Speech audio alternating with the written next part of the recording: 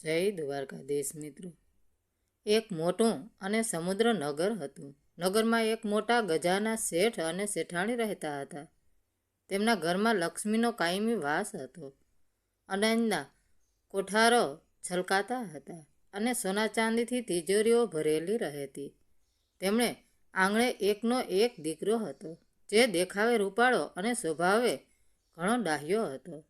દીકરો મોટો થયો એટલે શેઠે આજુબાજુના ગામમાં તપાસ કરી અને બાજુના જ એક મોટા ગામના નામાંકિત અને અત્યંત ધનવાન શેઠની દીકરી સાથે પોતાના દીકરાના ધામધૂમથી લગ્ન કરાવ્યા. વહુ ઘરમાં આવી. વહુ ઘણી સુશીલ અને સંસ્કારી હતી. ઘરમાં જાણે નવો ઉજાસ પથરાઈ ગયો. શેઠ શેઠાણી, દીકરો અને વહુ બધા આનંદમાં પોતાના દિવસો પસાર કરે છે. ઘરમાં કોઈ વાતની કમી નથી. સમયનું ચક્ર ફરતું રહે છે. થોડા વર્ષો વીતી ગયા અને વૃદ્ધ શેઠ તથા શેઠાણી એક પછી એક બીમારમાં સપડાઈને દેવલોક પામ્યા. હવે ઘરમાં જુવાન દીકરો અને વહુ બે જણા જ રહ્યા. બંનેના દિલ ઘણા ઉદાર છે. આંગણે કોઈ ગરીબ કે સાધુ આવે તો એને ક્યારેય ખાલી હાથે જવા ન દે. કોઈ દુઃખી માણસ જુએ તો તરત એની આર્થિક મદદ કરે. આખા નગરમાં એમની ઉદારતાની વાહ થવા લાગી. એમના ઘેર કોઈ સંતાન નહોતું, પણ બંને સંતોષી જીવ હતા. એટલે એ વાતનું બહુ દુઃખ ધરતા નહોતા. પણ કહેવાય છે ને કે વિધાતાના લેખ કોઈ વાંચી શક્યું નથી. કરમ સંજોગે એવું બન્યું કે શેઠનો દરિયાપારનો વેપાર હતો. દરિયામાં મોટું તોફાન આવ્યું અને એમના માલથી ભરેલા 3 વહાણ દરિયામાં ગરકાવ થઈ ગયા. આ સમાચાર મળ્યા એ જ રાત્રે નગરમાં આવેલી એમની મોટી વખારોમાં ભીષણ આગ લાગી અને બધો જ કિંમતી માલ બળીને ખાક થઈ ગયો. શેઠ પર આગ તૂટી પડ્યું. લેણદારોના દેવા ચૂકવવામાં શેઠનું ઘર, જમીન, ઘરેણાં બધું વેચાઈ ગયું. જે શેઠ લાખોમાં આડોડતા હતા તે સાવ ગરીબ થઈ ગયા. નગરના છેવાડે એક નાનકડી ઘાસની ઝૂંપડીમાં રહેવાનો વારો આવ્યો. ખાવાના પણ ફાફા પડવા લાગ્યા. જે શેઠાણીએ ક્યારેય તડકો નહોતો જોયો તે હવે બીજાના ઘરમાં દણા પાણી અને વાસણ માંજવાનું કામ કરવા લાગી અને એમાંથી જે થોડું ઘણું મળે એનાથી માંડ 2 ટકનું ગુજરાન ચલાવવા લાગ્યા. બંને અતિશય દુઃખમાં દિવસો કાઢવા લાગ્યા. ગરીબી માણસને ઘણું બધું શીખવી દે છે અને ઘણી વાર લાચાર પણ કરી દે છે. એક દિવસ ઘરમાં ખાવા માટે અન્નનો એક દાણો પણ નહોતો. ચૂલો સળગ્યો નહોતો. શેઠાણીથી પોતાના પતિની આ કંગાળ હાલત જોવાઈ નહીં. એણે શેઠને પાસે બેસાડીને કહ્યું, સાંભળો, આપણે કયાં સુધી આવું કૂતરા જેવું જીવન જીવીશું? મારા મા બાપ તો હજુએ ઘણા સુખી અને ધનવાન છે. તમે એકવાર જો મારા બાપુને ઘેર જાઓ અને આપણી પરિસ્થિતિ વાત કરો તો એ જરૂર તમને મદદ કરશે. એ મોટો આર્થિક ટેકો આપશે તો આપણે ફરીથી વેપાર શરૂ કરી શકીશું અને સુખમાં રહી શકીશું. હવે મારાથી આ ગરીબી સહન નથી થતી. શેઠ સ્વામીની માણસ હતા. એમણે નિસાસો નાખીને કહ્યું, અરે ગાંડી, આપણે સારા સમયમાં એમણે ત્યાં ગયેલા છીએ અને માનપાન ભોગવેલા છે. હવે આવી કંગાળ અને ભિખારી જેવી સ્થિતિમાં સાસરે જવું મને જરા યોગ્ય નથી લાગતું. ગરીબ માણસ પોતાના સગાઓને ત્યાં જાય તો એને માન નથી મળતું, માત્ર અપમાન મળે છે. એના કરતાં મહેનત કરીને અડધો રોટલો ખાવો સારો. તેમ છતાં શેઠાણી રોજને રોજ એમને પિયર જઈ આવવા આગ્રહ કરવા લાગી. અરે, એ મારા સગા મા બાપ છે, કોઈ પારકા થોડા છે. તે પોતાની દીકરીનું દુઃખ જોઈને જરૂર પીગળશે. તમે જાઓ તો ખરા. પત્નીના સતત આગ્રહ અને ઘરમાં વધતી જતી ભૂખમારીની સ્થિતિ જોઈને આખરે શેઠને નમતું જોખવું પડ્યું. એમણે વિચાર્યું કે કદાચ સસરા મદદ કરે તો પાછો વેપાર ઊભો કરી દઈશ. બીજે દિવસે સવારે જવાનું નક્કી કર્યું. શેઠાણી તો ઘણી ખુશ થઈ ગઈ.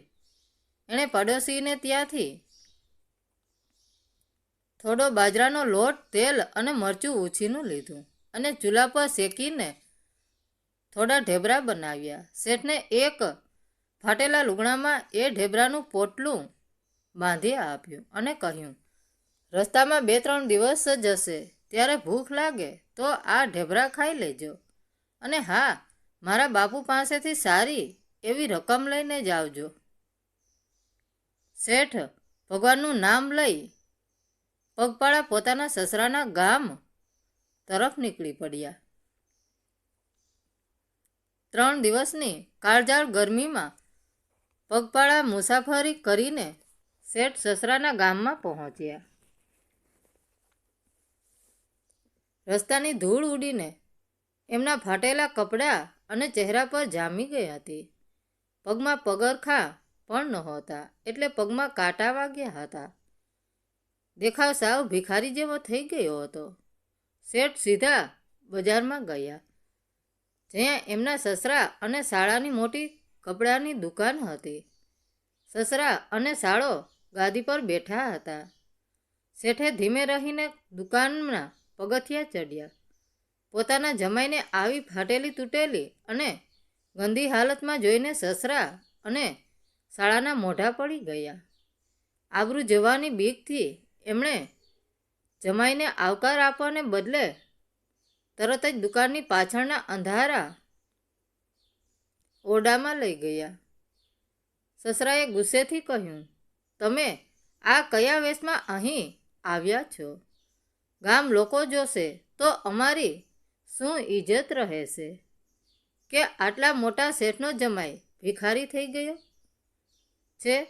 શેઠે નમ્રતાથી પોતાની આપવીતી કહી સંભળાવી કે કેવી રીતે વહાણ ડૂબવાથી બધું નષ્ટ થઈ ગયું. એમણે 2 હાથ જોડીને વેપાર માટે થોડી મદદ માગી. સસરાએ અહંકારથી છલોછલ અવાજે મહેણું મારતા કહ્યું, બાપ દાદાની કમાણી તો તમારાથી સચવાય નહીં, બધું ઉડાવી દીધું અને હવે અહીં અમારે પાસે ભીખ માગવા આવી ગયા છો? દીકરી આપી એટલે શું? અમારી તિજોરીઓ પણ તમને આપી દેવાની? એમ કહીને સસરાએ 5-6 સોનામહોરો ભરેલી એક થેલી શેઠના મોં પર ફેંકી અને કહ્યું, લો, આ લઈ લો અને અહીંથી જલ્દી રવાના થઈ જાઓ. હવે પછી ક્યારેય આ ભિખારીવાળો વેશ લઈને અમારા ગામમાં પગ ન મૂકતા, નહીંતર મારા નોકરો પાસે ધક્કા મરાવીને બહાર કાઢીશ.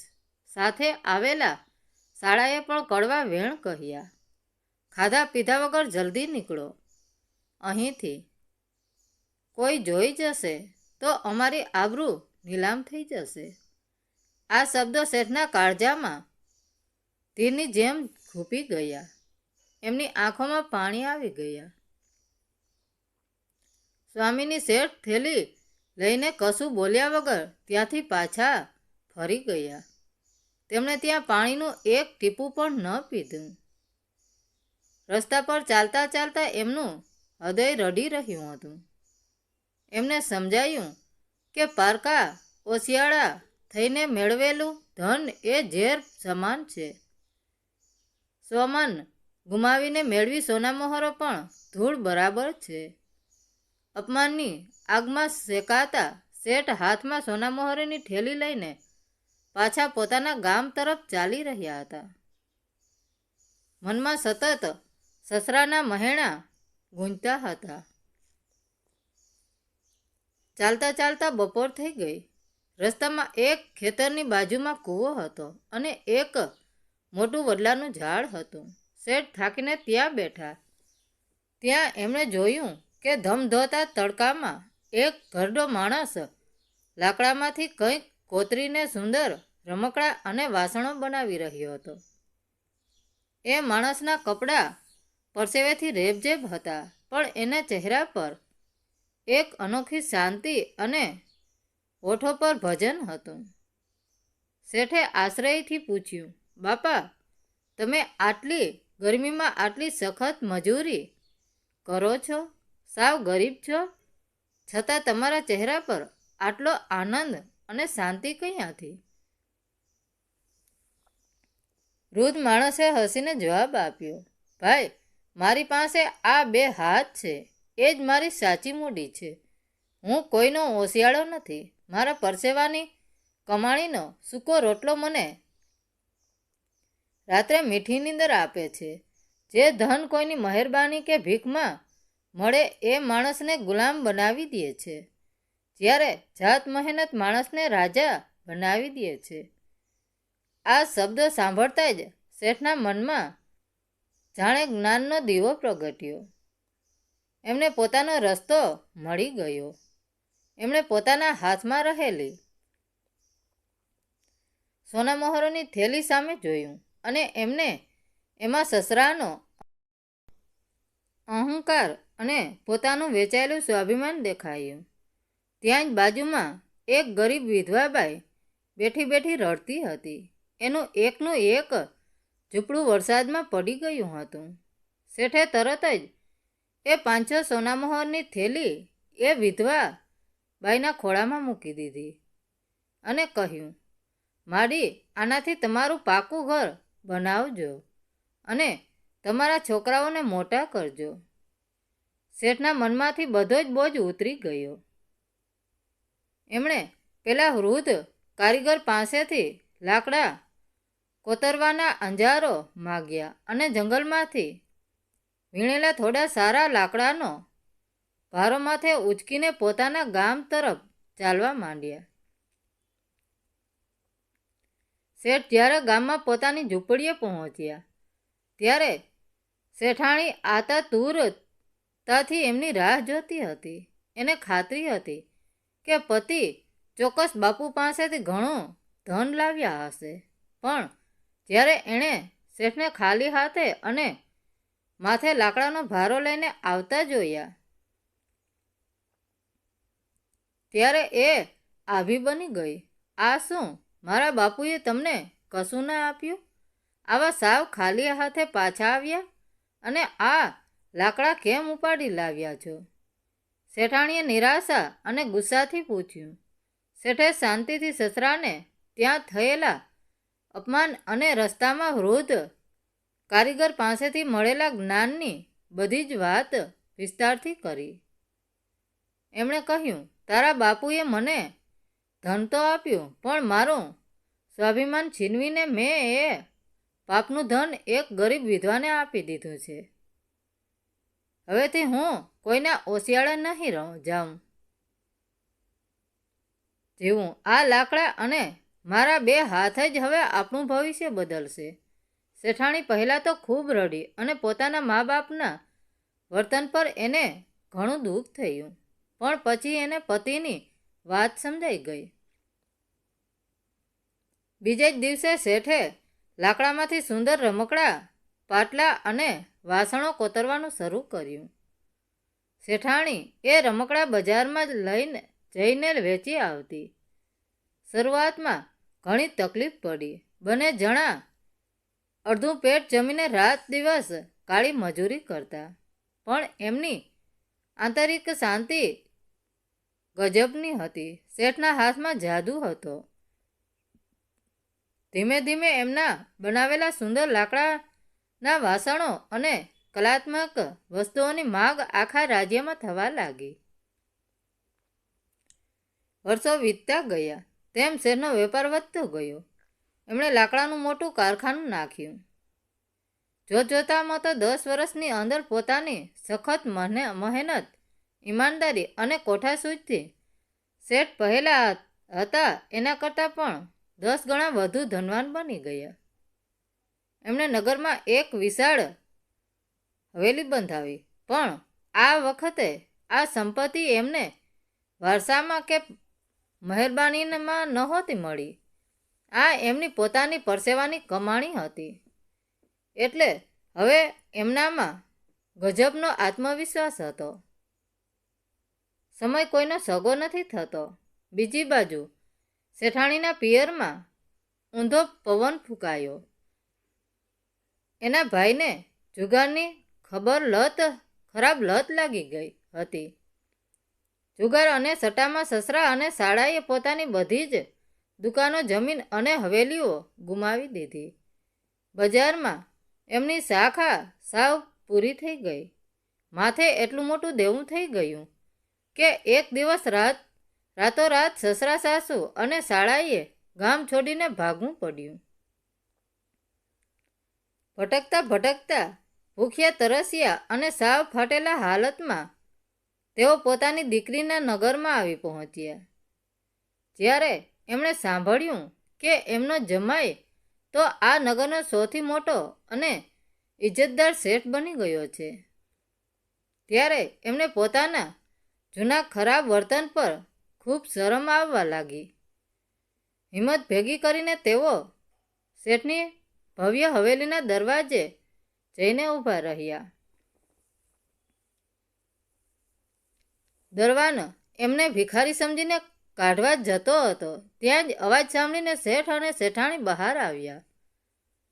પોતાના મા બાપ અને ભાઈની આવી દયનીય અને કંગાળ હાલત જોઈને શેઠાણીને આંખોમાં આંસુ આવી ગયા. શેઠાણીને જૂનું અપમાન યાદ તો આવ્યું, પણ શેઠે તરત જ આગળ વધીને સસરાના હાથ પકડી લીધા. શેઠે અત્યંત આદરથી કહ્યું, આવો પિતાજી, આ તમારું જ ઘર છે. શેઠ અને શેઠાણી એમને આદરપૂર્વક ઘરમાં લઈ ગયા. એમને નહાવા માટે ગરમ પાણી અને પહેરવા માટે નવા રેશમી વસ્ત્રો આપ્યા. પંગત પાડીને બધાને સાથે બેસાડીને જાત જાતના પકવાનો જમાડ્યા. સસરા અને શાળાની આંખોમાંથી શરમ અને પસ્તાવાના આંસુ વહી રહ્યા હતા. સસરાએ રડતા રડતા 2 હાથ જોડીને કહ્યું, જમાઈરાજ, અમે તમારા ખરાબ સમયમાં તમારું ભયંકર અપમાન કર્યું હતું, છતાં તમે આજે અમારી સાથે દેવતા જેવો વ્યવહાર કર્યો. મને માફ કરી દો. શેઠે હસીને જવાબ આપ્યો, પિતાજી, જો હું પણ તમારા જેવો જ વ્યવહાર કરું તો મારામાં અને તમારામાં ફરક શું રહે? તમે મને એ દિવસે અપમાનિત ન કર્યો હોત તો હું ક્યારેય જાત મહેનતનું મૂલ્ય ન સમજ્યો હોત. પણ હા, હું તમને ભીખમાં ધન નહીં આપું. મારા કારખાનામાં હું તમને કામ આપીશ.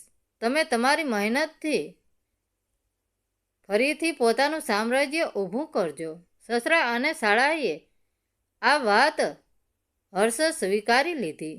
ત્યારબાદ તેઓ પણ શેઠના કારખાનામાં ઈમાનદારીથી મહેનત કરવા લાગ્યા અને પોતાનું નવું જીવન શરૂ કર્યું.